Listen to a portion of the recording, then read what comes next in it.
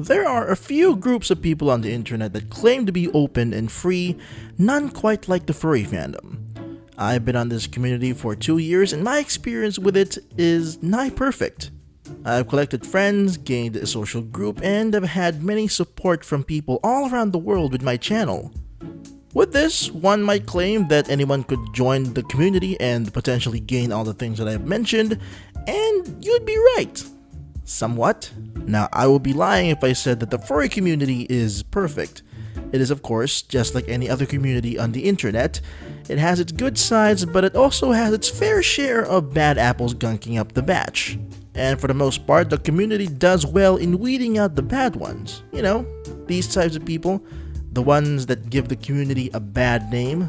These kinds of people join the fandom to either cause trouble, make a mess of themselves, or partake in activities that is just downright disgusting and illegal.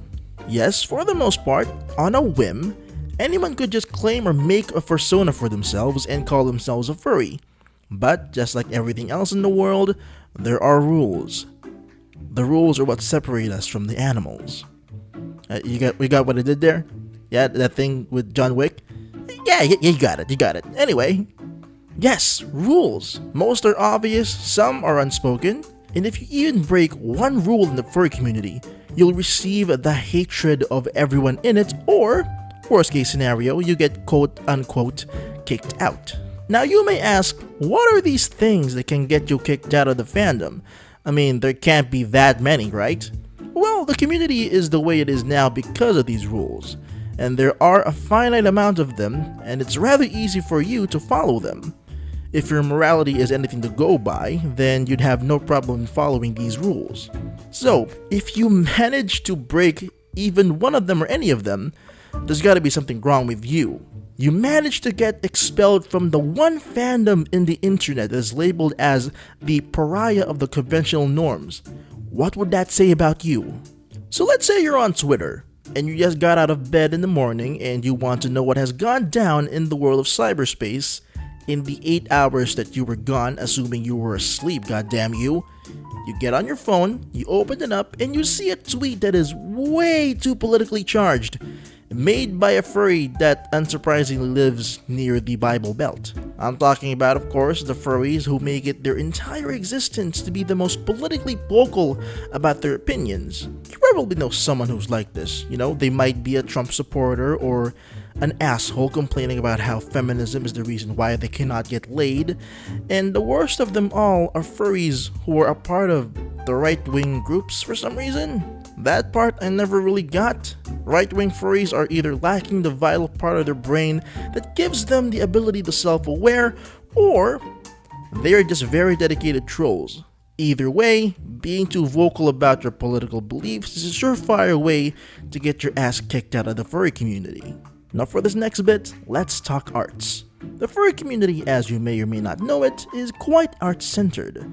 Dozens of artists, some of them you may know, have made themselves prominent in the community with their lovely art pieces and various works that involve scenes that are rather pornographic in nature. These artists live off of their talents, turning their once creative hobby into a lucrative livelihood. So now, let's say you're an artist. You're a fully established artist, you're making money moves by drawing commissions. You go on Twitter because you just recently posted a new art piece and you want to see how it's doing. You then notice that your inbox is full of messages, which isn't uncommon with your line of work. People message you on Twitter all the time for commission work. So you click on the new messages and you see this. Hi, I am, insert generic furry name here, and I am looking for an artist who would be kind enough to draw something for me. Now this message alone isn't bad, but it gets worse. Because this is Twitter. And it always gets worse on Twitter.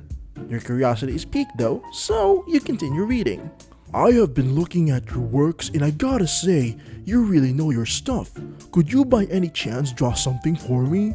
Now, you, being the seasoned freelance artist that you are, you say yes. And you took the initiative and sent them your rates. But oh no, this is where you have made a mistake. He's not here for commission, he's here for an unpaid art request. And of course, the sight of your prices confuses him, He asks, why are you talking about prices when he was expecting you to make the art for free, and he could just pay you in exposure? You then immediately and calmly explain that you do not take exposure as payment, as it does not pay the bills or put food on the table, because it's fucking useless in this situation. So then he gets mad. Actually, mad is an understatement. He's fucking furious. Furious as to why you did not take his request. Furious as to why he has to pay for something that I can do for less than 15 minutes. Bottom line is, folks, these kinds of people are the worst. And believe it or not, people like this aren't just exclusive to the furry fandom. All over the internet art community, entitled people and choosing beggars harass and terrorize artists left and right, to the point where there's even a subreddit dedicated to these people and their toxic interactions with artists. So, if you don't want to get kicked out of the furry community, or even worse, catch the ire of the internet art community as a whole, and have your ass posted on a subreddit, don't be these people. Please, for the love of God, pay your fucking artists. And now the worst of them all. Probably more toxic than alt-right furries. More hated than entitled brats and choosing beggars on the internet. These people have a reputation of soiling the image of the furry fandom for years and years now. I'm of course talking about the zoophiles. Never before have I seen people who are so disgusting and vile that everywhere they go, they taint the name of the community they are trying to wedge themselves into, be it the furry fandom or even the LGBTQ community, which I am happy to report they have not managed to infiltrate. Yes, Queen. But they are trying though. My God, are they trying so hard. And unfortunately, whether we like it or not, they have infiltrated the furry fandom. Most of them have accumulated to Twitter, because of course they did. Because it's Twitter. It's the cesspool of modern internet culture. It makes Lively look like a fucking playground. Getting rid of them is difficult but not impossible, and rest assured, if someone gets outed as a zoophile, they will get kicked out of the community and shamed for all eternity. We have done well with Carol the Wolf and the infamous Zooier Than Thou. They like to think they are still part of the fandom, but spoiler alert, they're not. And if you don't want to become a social pariah and go down the road of disgusting infamy, please, for the love of Anubis and Chin Chin, don't become a zoophile. My fellow degenerates, this is where I end today's rant. I hope you enjoyed today's video. Again, I have no idea when this video is gonna get uploaded, as I am currently editing this. If you enjoyed, please consider subscribing to the Patreon or donating to my coffee, as it does help me and my channel directly. Also, go and check out my TikTok. It's still in the description. I just reached 700 followers on there.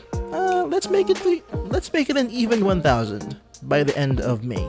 Maybe, I don't know. Yeah, this is your fellow degenerate Cookboss 88, and stay foxy, much love. I'll be seeing you guys again in the next video. Bye bye.